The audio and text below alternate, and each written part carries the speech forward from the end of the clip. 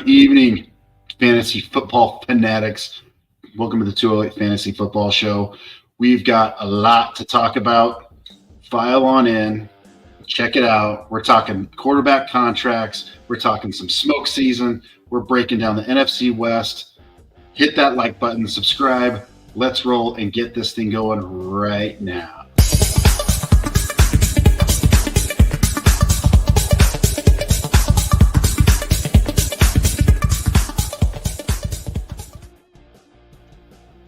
Justin, how are we doing this evening on this beautiful evening?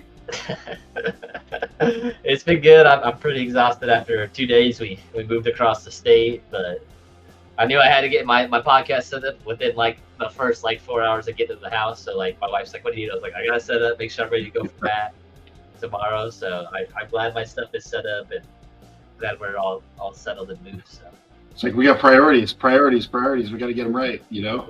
We do. Yes, It's been nuts. I mentioned smoke season. It's so smoky here. We had a youth football camp today. A lot of fun. Had some of the Boise State players out for the young guys, so it was really, really cool. That you point to the Boise State shirt. Thank you to those guys for sure. A lot of fun. The kids had a lot of fun. A lot of coaching going on over the last couple of days. But well, shoot, man. Let's jump right into it. Let's get a little NFL news. What's going on?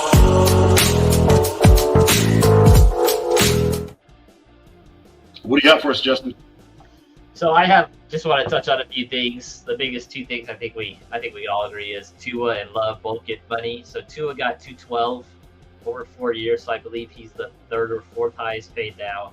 And then Jordan Love getting 220 over 4 years, being the highest paid, with Joe Burrow and Trevor Lawrence at 55, I believe. Which it's just a crazy number how much the salary cap has gone up. And I get it, you got to pay your guys. So I don't think it's too much of a fuss. Love was really good last year. Tua was really good last year. You got to pay your guys. Amari Cooper got a $5 million raise at camp, which is awesome because he's been so consistent. Glad he got his money. Two running backs that I feel like have been wishy-washy. We don't know what they're going to be. Chase Brown and Javonte Williams both getting all the first-team reps with the Bengals and Broncos respectively. So yeah, certainly, which is great. So you bring up a couple of points. Those quarterbacks getting paid so much right now, and it'll be interesting to see what happens with Dak, right? Like what's going on there. Lots of money going around. That's why I got the shades on this evening. A lot of bling happening. In addition to our smokiness here in the area, just because of all the fires going on, we always talk about smoke season in the off season with the trades and whatnot. To me, this is the smoke season, only because coaches are always hyping up their guys. Yeah, this guy, that guy, and you just alluded to it. It's like you got to really pay attention to what the players are doing and what the coaches are doing with them. You know, are they running with the ones? Are they getting runs with the twos? What's going on? So just be careful. Don't get overhyped with your players just because a coach talks high on them. See what they're doing first. Yeah, you get those sleeper notifications, and man, you just get the itch. Like, do I need to trade for this guy? Do I need to get rid of this guy? And a lot of these teams are still in. It's like the underwear Olympics, with the combine. There's not a lot of full pads. There's not a lot of full contact. Just relax. I get really trade happy. Want to trade stuff, and I have to chill out, let it go, be smart in your decisions. Yeah, I did hear some other news. Caleb Williams broke up a fight today. JD5, trying to show leadership there. JD5's been balling out. And then I even heard some news around Harbaugh talking up Quentin Johnson, having issues. They're going to do all this stuff. So I'm just hold your horses. You're so correct on, I need to trade for these guys yesterday. So, but yeah, understood. Yes, sir. That's our news for today. Lots going on, and it's going to really, really ramp up. There's just going to be news everywhere. It's essentially the 1st of August, so things going to get crazy real fast. So stay tuned. Get plugged in with all that we got going on and what's out there for your NFL teams. Let's kick off our next segment, which is kind of, again, the meat and potatoes of what we're doing today. A little NFC West breakdown.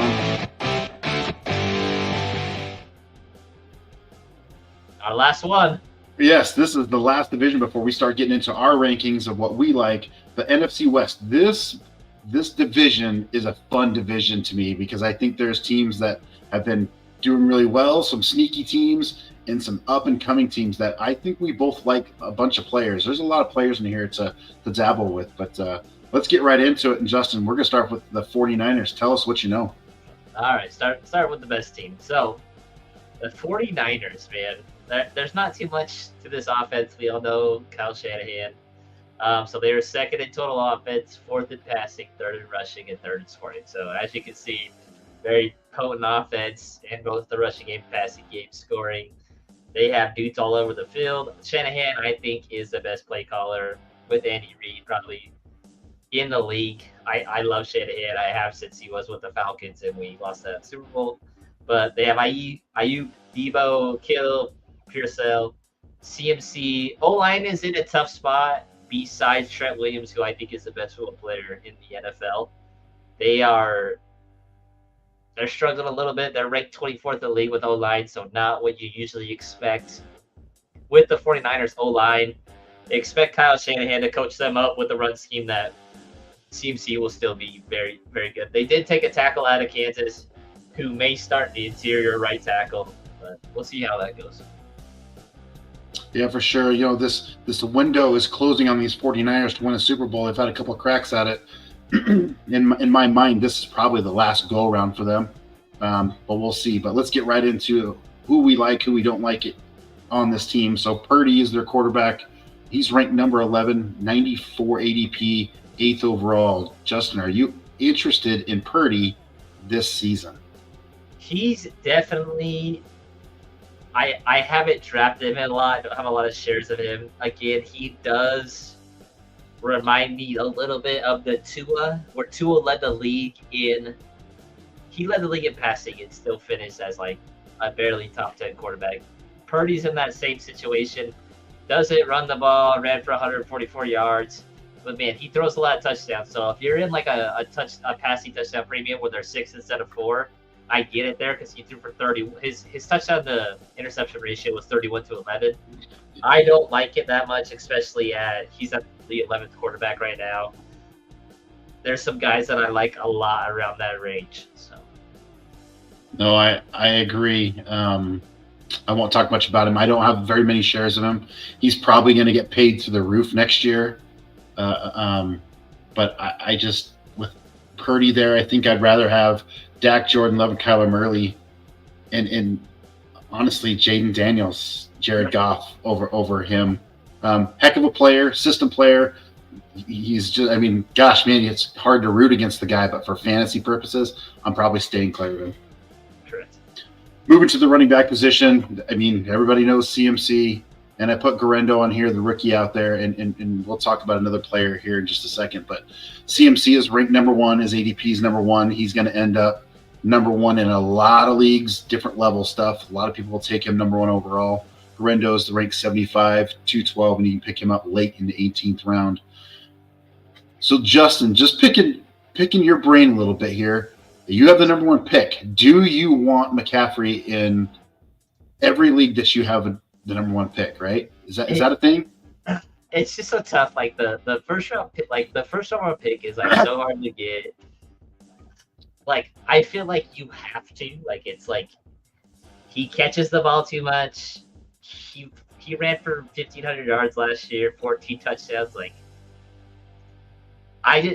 he is the number 1 player in fantasy football. He is getting up there. He's 28, but man, like, he takes care of his body. Like, all his Twitter stuff, like he's been raised since he was a 2-year-old to be a professional football player. He is so good. He got 80 targets last year with 67 catches. So he scored a total of 21 touchdowns. Like, that's just hard to replicate. Again, I think the only 2 running backs that can replicate that, and that's a very extreme case, like that is the very upper tier, is Brees and Bijan. But man, if you get a chance to draft him, he's on the board. I think you draft him. I'm not a big drafter of Garendo or Elijah Mitchell. I like Elijah Mitchell at the very end of your drafts, just for insurance. He is a must draft handcuff if you do get Pierce McCaffrey. McCaffrey's a no-brainer. If you wanted to go Brees or Hall in a couple of drafts to mix it up, that's fine, but I think he's number one overall. Everyone's always trying to pick or guess, right? I'm going to say guess when the drop off's going to happen. Because all the players drop off. It's like, is this it? Is this the year? Is this the year? It's year 28. I mean, he just turned 28 in June. But yeah, number one consensus. Roll with it. He's a different cat. There's a couple of those guys that like Tyreek Hill's different. Like I don't know if he'll ever lose that speed. I remember Matt probably knows since Matt's a little bit older. Like Darrell Green with the Redskins or the Commanders. Like he just never lost it. Like he was fast till he was 42. I think Tyreek Hill's going to be that way. I think Christian McCaffrey's going to play as long as he wants to play. Yeah. I don't know if he's ever going to drop off. And having a good play caller like Kyle Shanahan, man, it's tough to bet against it. Yep, agreed. If for some reason McCaffrey gets hurt, and then I don't want to put the radio jinx on him or anything like that, but Elijah Mitchell. You mentioned Elijah Mitchell. I like Garendo. He's got a little bit of a hamstring issue right now, but I'm late. Either one's fine as an insurance policy that they're going to run the ball. That's just how the 49ers are. So it's up to you who you want out of that. I'm steering clear of Jordan Mason, yeah, but Garendo or Mitchell, either one. So. Yes. Moving to the wide receiver group. Now, there's been some drama around this. Oh yeah, wide receiver group. So we're going to talk about it. But as of right now, Deebo Samuel's ranked 15th. He's 30th in the ADP. Put him in the third. Ayuk is 17th with 29 ADP in the third. Then Parasol, who has been a little injured here, but he should be good to go with the hamstring issue. 72, 165. You can pick him up in the fourth round. With Ayuk wanting to, really he's been trying to hold in. Well, we've talked plenty about it. Justin, how are you navigating this wide receiver group with I don't want to say uncertainty, but there is a little bit. Yeah. So I've been doing a lot of best ball mock drafts, all that stuff. And I think even in redraft and whatever, I have loved getting Deebo in the third. I think this is his year to replicate 2 years ago where he had those 8 rushing touchdowns. Like Brandon Ayuk holding out, and like you said, Ricky having those injuries, it feels like the 49ers are put in a place like, hey, Deebo's going to have to be the focal because he's here. And he really came on last year. He had a good year, and I love getting him in the third. I think it's a steal if you go wide receiver, running back, wide receiver, or running back, wide receiver, and he's your one. I love his value right now. I haven't got much of Ayuk or Pearsall a lot, but I love Deebo Samuel right now. I agree with you. I think Deebo is a clear number one. I would be much higher on Ayuk if he was really invested into Seattle. And for the 49ers, but it seems like this odd thing, and we've seen players hold out before, and it's hurt them in their fantasy value. They're slow to start. Yes. Maybe Parasol, it can be ADP. Maybe beat ADP here. I probably can, but I just don't know. And it's such a late 14th round. You can get him if you don't like the players around him. But Deebo, to me, is a guy that's probably the one that you want out of this group, too. I agree. 100%. The thing about Kyle Shanahan, he can replace you. He can replace our the production. You saw Jawan Jennings last year. Have a good year when he got put in. He did get paid. So I think they're fine either way. I think Ayuk's going to come back, but like Matt said, those guys that do start late, it feels like they start their season late, or they get injured, or they have some type of soft tissue injury because they didn't do anything. And as a little nugget, if you've been playing fantasy football long enough, we know Shanahan will put players in the doghouse, and Ayuk has been there before, and it makes me a little nervous with him going, I'm just holding in, you got to pay me, what's that and the other, and don't want to show up, that he'll be in the doghouse again. So I don't know. But absolutely. Moving on to Kittle. Kittle, a little bit older this year. You like Kittle in his ADP with 6th overall in these ADP 60, and you get him in the 5th round? You like him? Oh, man, this grouping of tight end is, it's always at, the 4th, the 5th round, that turn, Kincaid, Pitts, George Kittle, Mark Andrews. I love that foursome right there. They are, I'd be ecstatic taking any of them. Everybody forgets, George Kittle did have a good year last year. He, again, with Ayuk holding out, George Kittle never comes off the field because he's so great at blocking. He's a dog. I think he's got a few more years.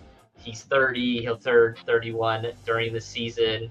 He had 1,000 yards, which is what you want, 6 touchdowns. I know he had a couple blowout games. I think he had a game where he had 3 touchdowns. So hopefully his touchdowns come up a little bit. But he's good, man. I'll take him like that. Like I said, that foursome, like I'll take any of those guys.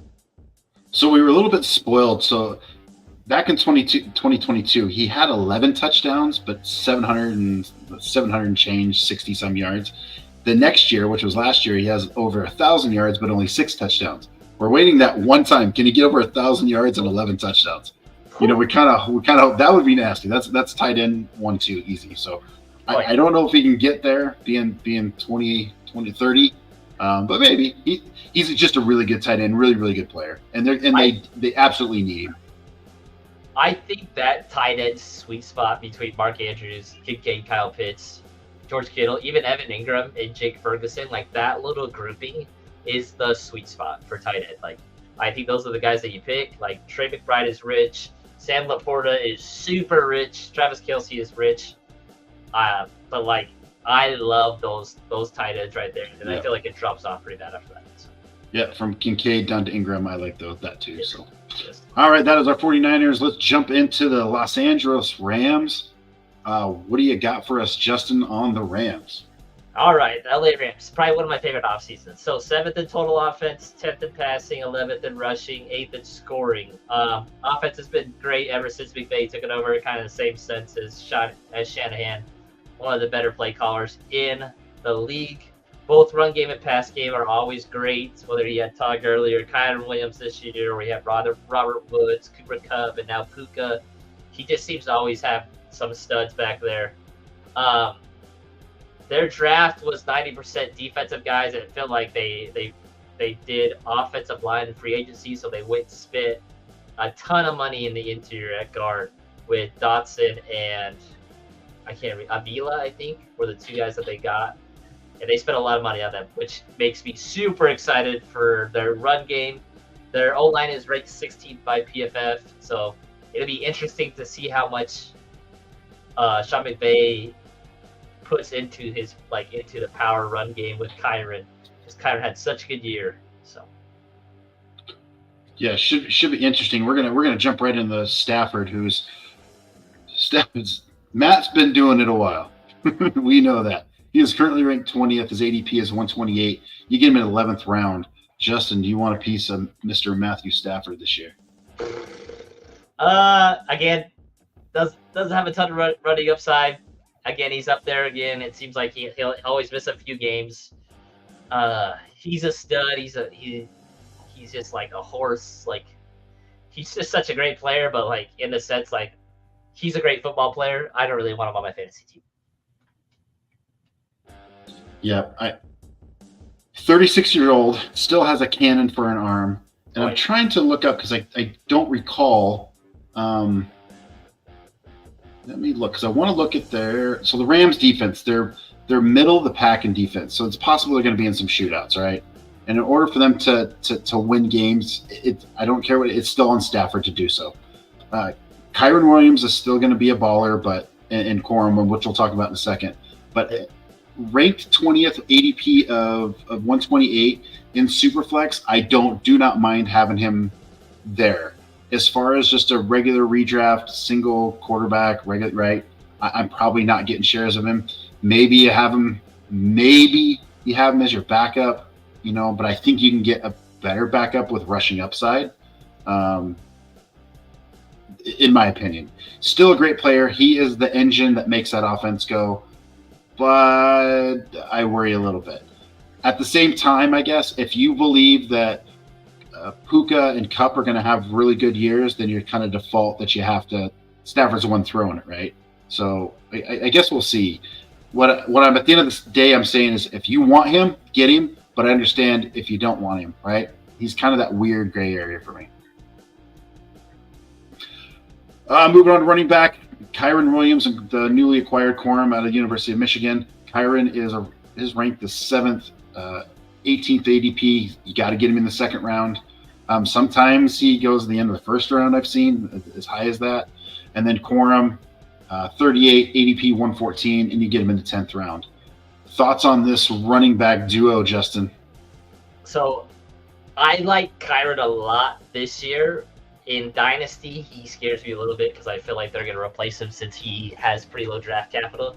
But this year, I do like him. The injury concern is a little scary. He only played 12 games. But man, in those games that he played, he averaged 23 touches a game. Like, that's crazy. Like, that's so many opportunities.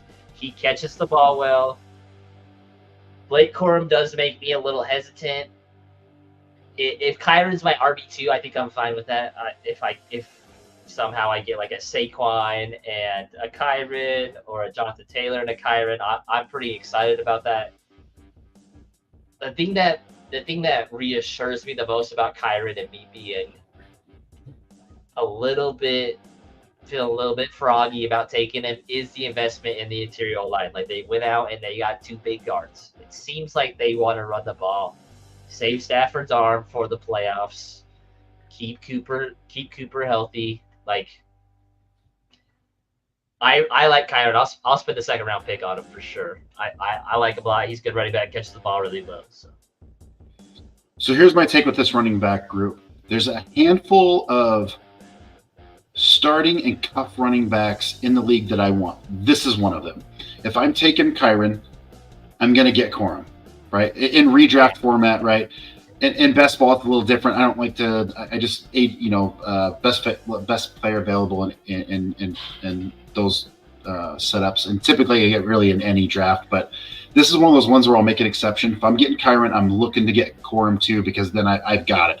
It's solidified for me. Could they do a 60-40 split or a 70-30 split? Maybe. My mind right now, it's Williams' show. It will be. They got Corum in my mind so that they had somebody they can lean on if he got hurt. Exactly. It's like, okay, we're okay. It's like, we're good. So, because he's a good running back, but they'll get him touches too. But this is Kyron's running back room right now, and I am okay with taking him late first, early second. Right? If you're kind of that 1-2 turn, I would do that in a heartbeat, and then turn around and get Corum later in the 10th is very, very reasonable. I like that setup. Moving on to wide receiver, and reliable Cooper Kupp. He's getting older. His position rank is 21, ADP 37. You can get him in the 4th round. Puka Nacua, who had just had a phenomenal rookie record-breaking year, is 7th in position. ADP 10, and you got to get him in the 1st.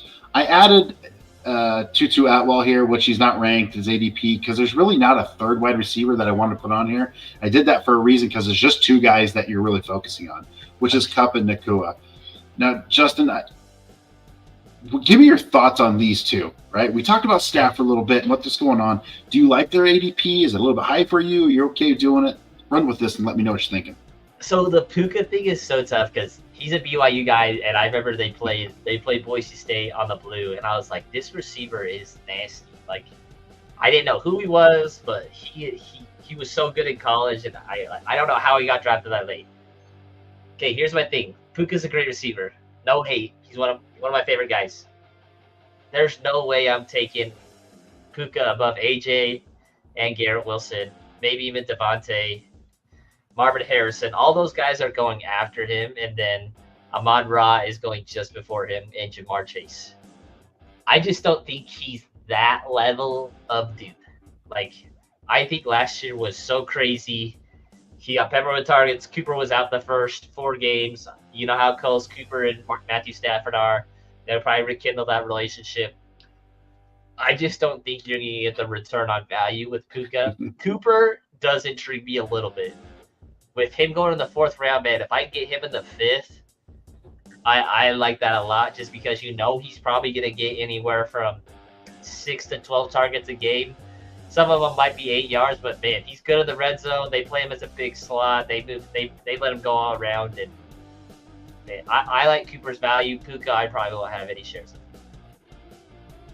Yeah, I don't know how to really add on that, but Cooper is the best value here, just because I can get him in the 4th with some players that I want.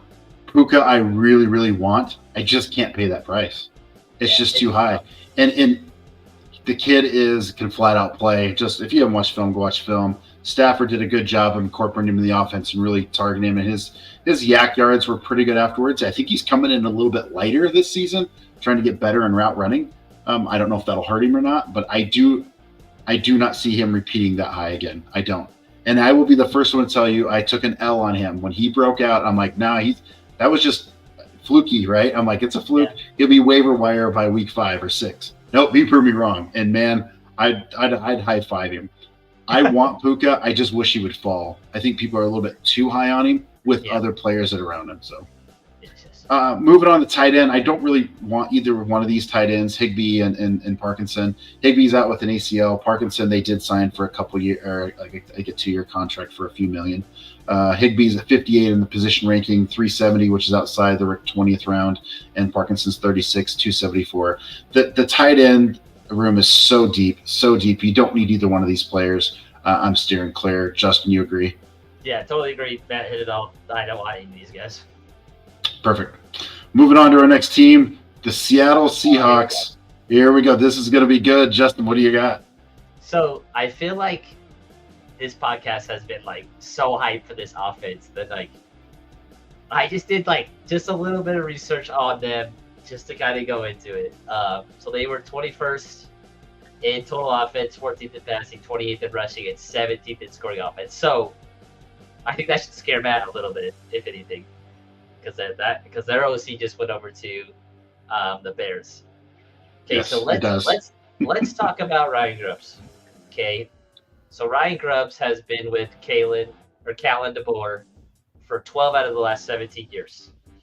Ryan Grubbs is known as the explosive OC from Washington that orchestrated that offense, that made that offense into just fireworks. Like, it was crazy to watch that offense. And that's why they played for a national championship. Really awesome to see.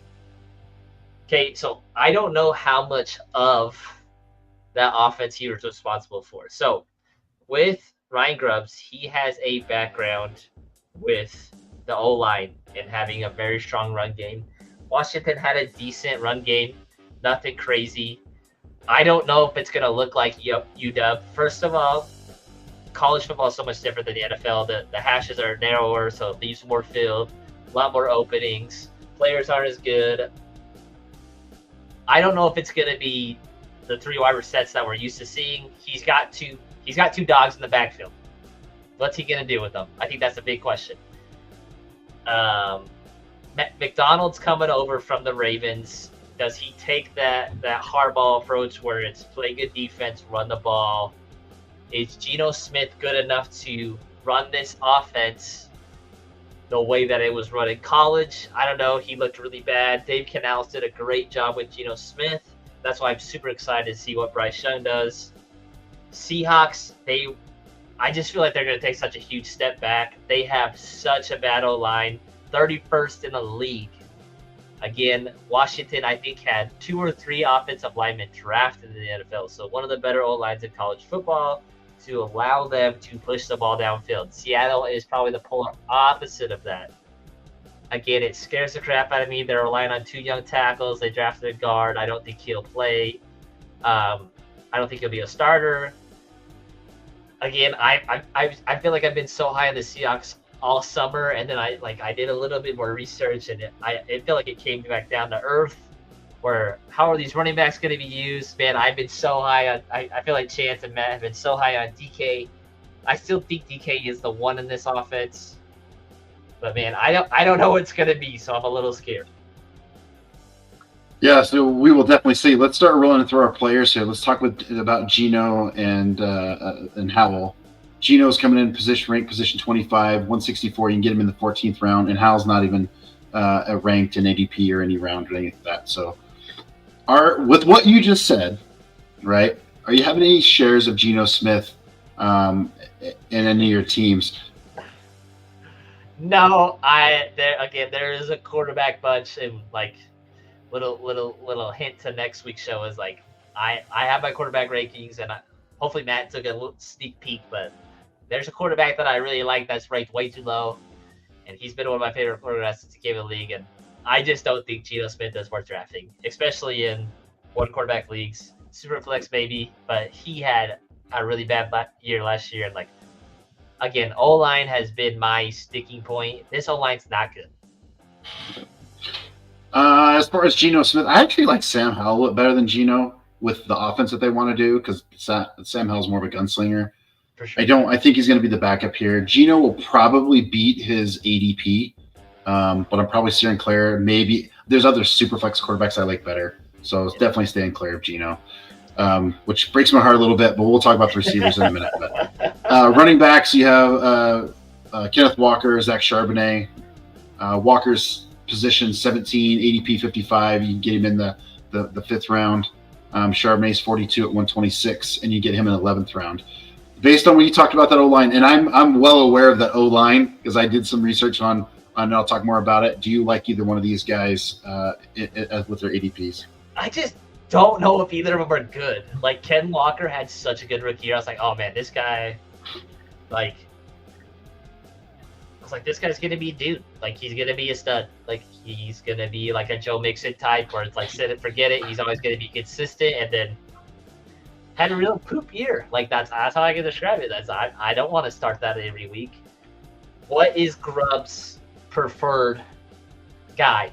Because Charbonnet coming out was great pass catching, great running ability, can pass block, can do everything to be a 3-down back. Ken Walker, an explosive out of Michigan State.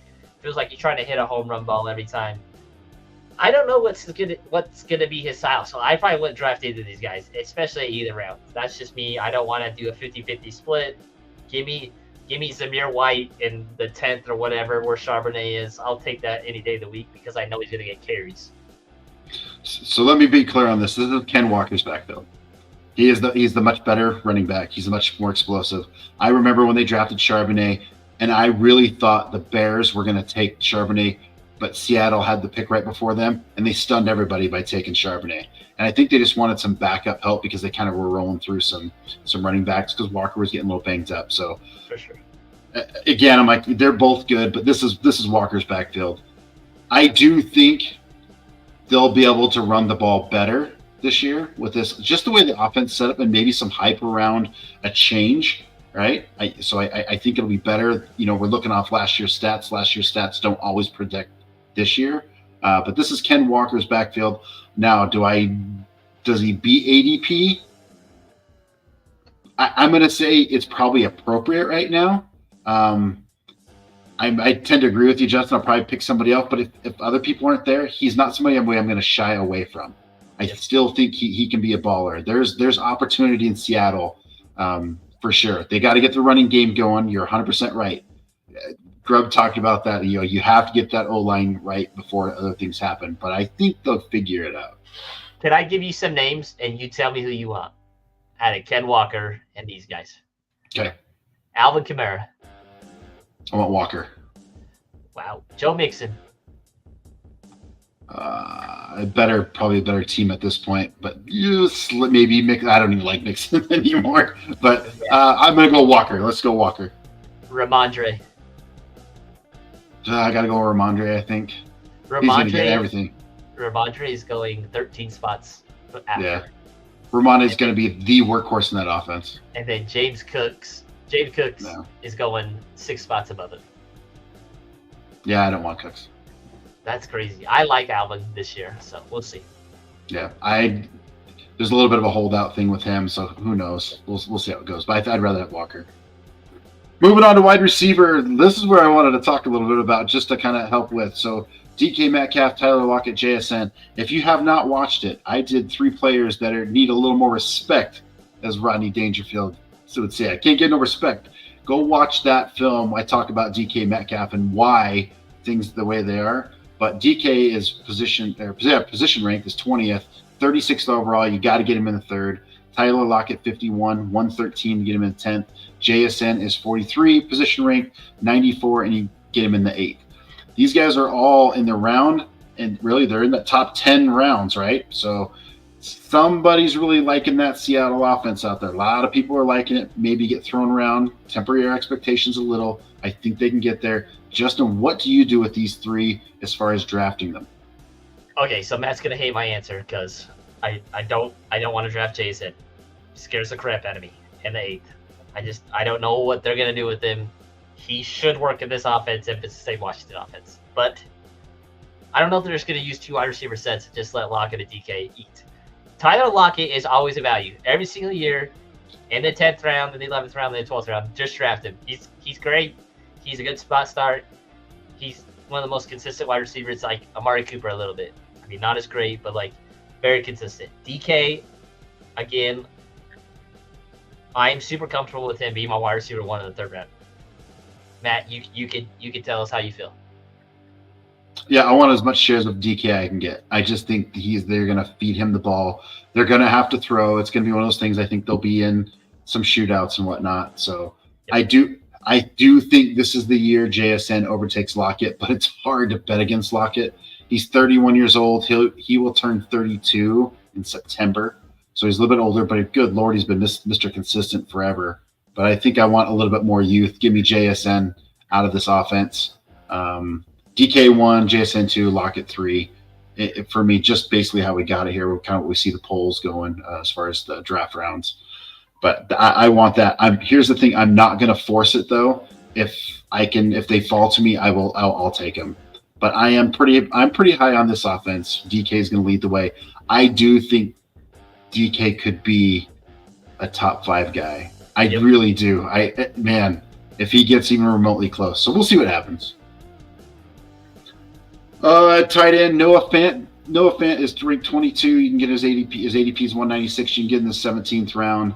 On a super late flyer, maybe they didn't use the tight end a lot, but he's talented enough. But I'm probably steering clear. Justin? I thought he was going to be so much better. Like, him and Hawk came out at the same college, same time, and I was like, Noah Fant's going to be that dude. Hawkinson's not going to be that dude. It's going to be Noah Fant. And I was wrong.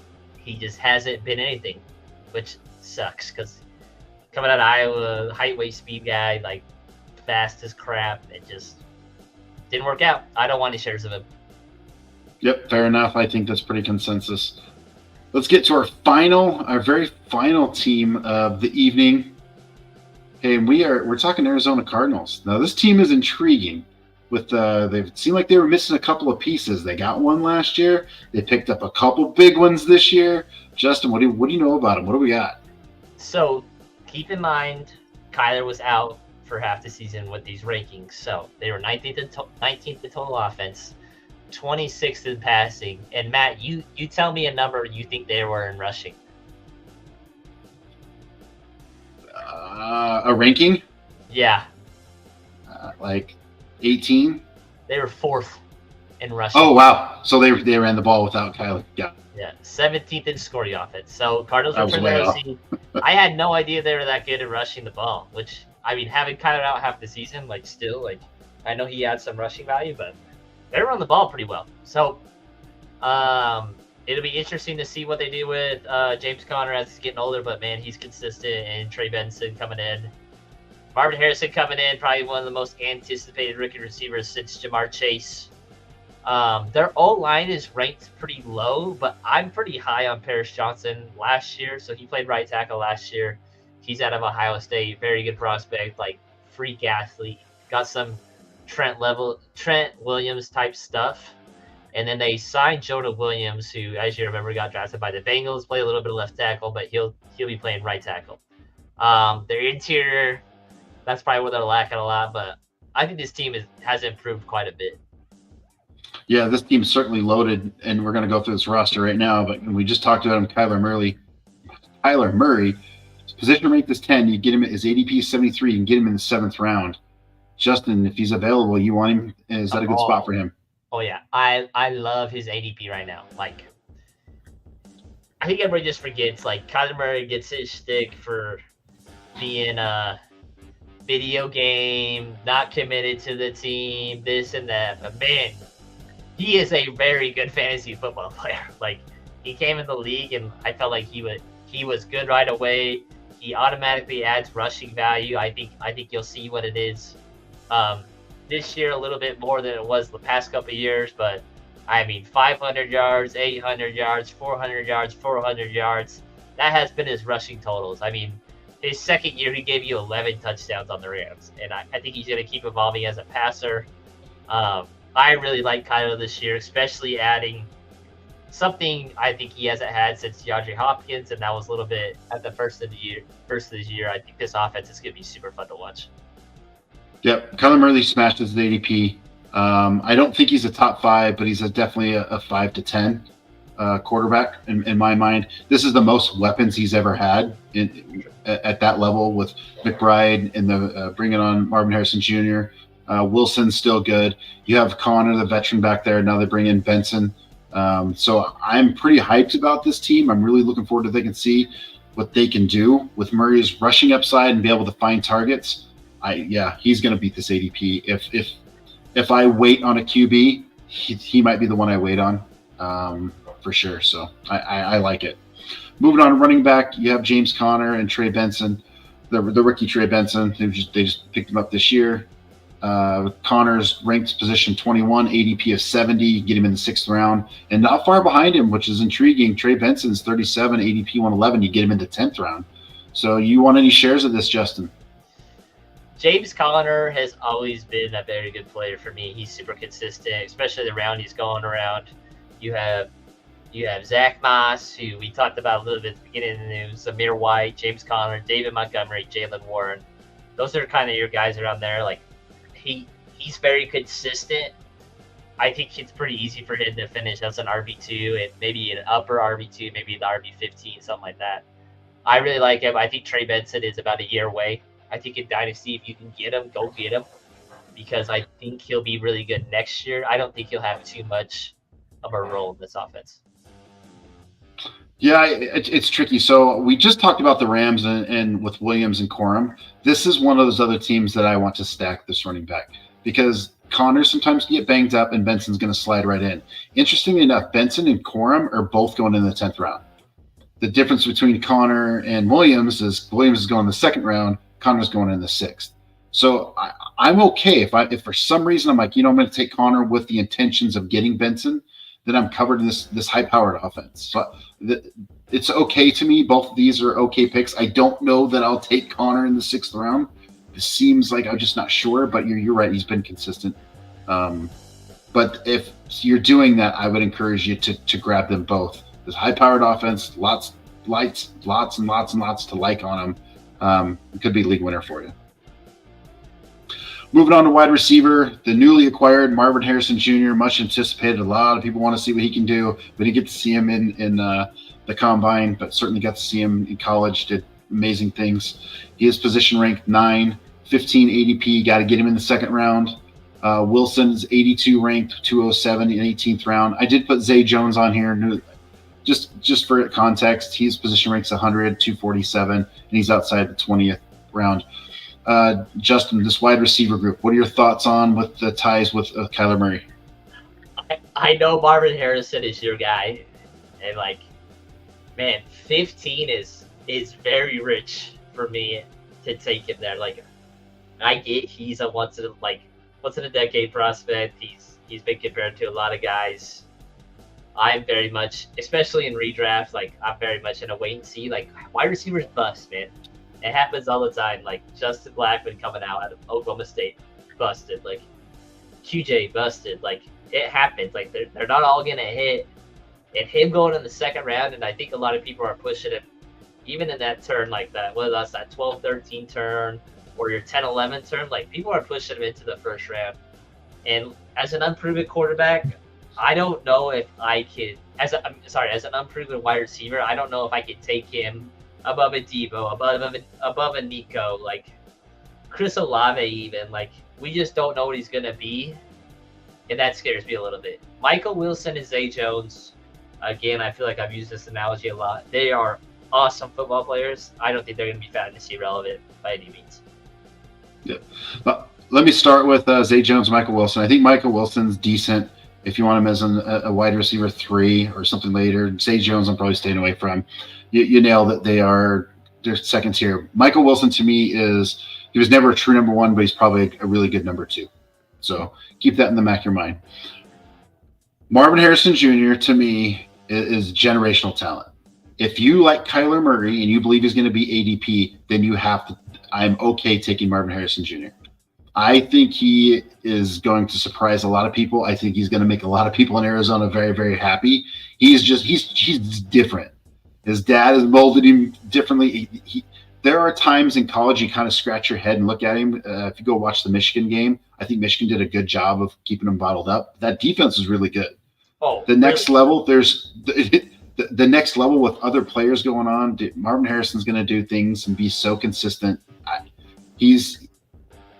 If you get Marvin Harrison, I'm going to try to tie him with Kyler Murray, right? That's just me. I'm going to do that. So I am okay taking him with that first part of the second round. Let's say you go running back, wide receiver. That's your wide receiver. I'm cool with that. I have no problems with that at all. But you have to like Kyler Murray. If you don't like Kyler Murray and you think, I don't know if he's going to do really good, then you really shouldn't like Marvin Harrison Jr. But in my mind, go get him. It'll be a lot of fun. He may – what if – we're playing the what if game. What if he broke Puka's record the next year? Is it possible? I don't know. We'll see. So could he break the rookie receiving touchdown record? Maybe. I think he's that talented enough to do Maybe. that. So. I could see the touchdown record. I don't know about the yards record, but we'll see. So we'll see how that goes. Moving on to a tight end, McBride needs no introduction. I was super high on him last year. I think this year he could be tight end 1. He is. What's going to happen? He is going to own everything over the middle.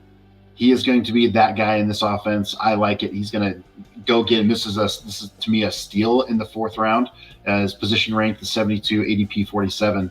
Sorry, that's not right. His position ranked is 7th, I believe. Is that correct, Justin? Who, Trey McBride? Yeah, McBride. I think he is. He's 3rd right now. Sorry, he's 3. So I apologize. That is incorrect. He is 3rd, 47th. I like him. I think he could be tight end number 1. So if you're in a tight end premium league, yeah, he's your guy for me all day long. Justin, your thoughts? Yeah, again, I think he's going to be good in fantasy. Like, it is super rich to me going as 44 overall. I would love to draft a wide receiver or running back in that round and get Mark Andrews, like I said, Kincaid, Kyle Pitts. But man, Trey McBride, absolute. So my wife surprised me with Arizona and Atlanta tickets last year. It felt like that was his coming out party. That was the first game Kyler came back. And he just kills safeties. And you can't put linebackers on him. Like, he's outrunning safeties. And he's out jumping safeties. Like, he was really good at Colorado State. He killed Boise State a few times. But, yeah, he's a great tight end. Again, I probably won't have a ton of shares of him. But that's just me. Yep, that's fair. I just think if he could be tight end 1, I'll take him. But fun stuff. I'm really intrigued by the Arizona group. We'll see how it goes. They're an intriguing group. They could be a playoff team for sure. That is our NFC West breakdown. Justin, any key takeaways you'd like out of that, or final thoughts? Just be careful with the Seahawks hype. Like, I get the Grubb stuff. I think, like Matt said, like, I'm on the DK train. I think Grubb's gonna be like, okay, this is Roma Doomsday. We're gonna figure out how to use him and force feed him. I think he's gonna be the only guy in that offense that is relevant. I think Seattle's gonna be bad this year, like 4th in this division. Bad, maybe bad enough to draft a quarterback that pretty high. So, yep, it's very easy. They could be the 4th in this division. My takeaway out of this: do not shy away from Kyren Williams at all. I know there's injury concern. You pair him with Corum. To me, that might be the best 1-2 combo in the league. Do not shy away. Go get him. Draft him as ADP. I think sometimes he goes too low, but yeah. That's going to wrap it up for our show tonight, everybody. Thanks for hanging out with us. Remember to smash that like button, subscribe, hit the notification bell. We'll go live. Man, we like covering football. We like talking ball. We want you to win your fantasy football league. We are competing nonstop. If Chance is watching tonight, I know he took the night off. We miss you, my friend. Get back out here, but hang out with us. We will be back. We got some more shorts coming, so keep an eye out for those. Some quick hitters. So hang out, and see what they are. Who's going to be your first round pick in our best ball league? Ooh, and I'm at number 2. I don't know yet. I don't know. Come on, Matt. Send your shot. Let's hear it. I am either going to go Lamb or Bijan. It's one of those two. I'm going to go one of those two. We're going to see. Let's go. That happens Monday. So. Yeah, that'll be a fun one. All right, guys. Thanks for hanging out with us. Have a great weekend. The rest of the weekend, and we will see you guys next week. Keep an eye out for those new videos coming out, the short ones. Have a good night.